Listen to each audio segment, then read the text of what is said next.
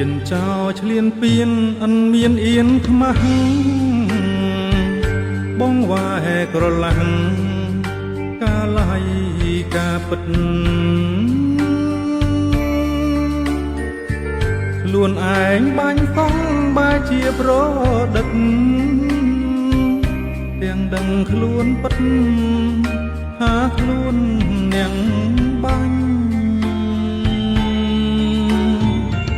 ជនជាតិថោកទាបជាតិសាសន៍នឹងហើយគ្មានចេញអ្វីឡើយក្រៅពីសំដែងបំភ្លៃការពិតឲ្យគេវង្វេងអំប្រឹងសំដែងប្រាប់អមត្រាំងជាតិបាញ់បងខ្លួនឯងចោលគេនឹងធ្វើអោបទៀមទង្វើព្រៃផ្សៃកន្លង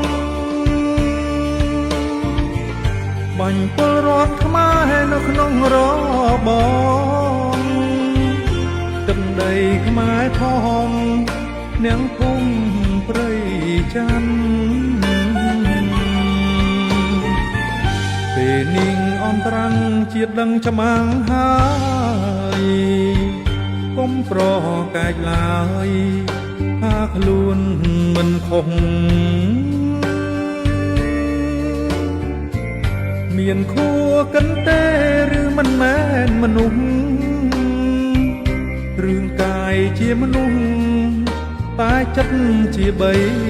សាច់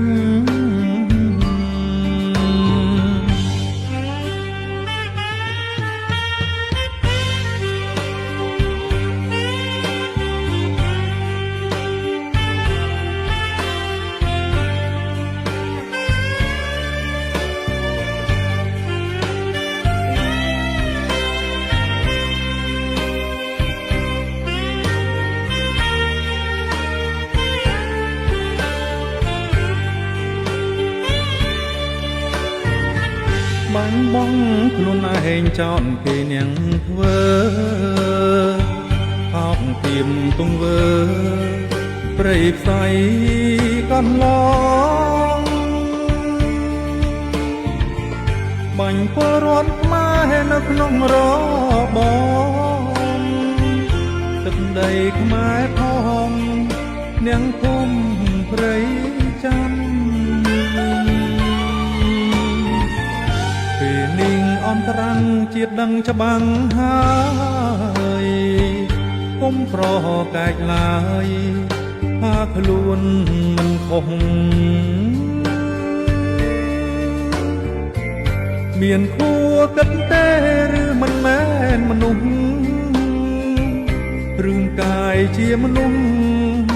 តែចិត្តជាបីសាច់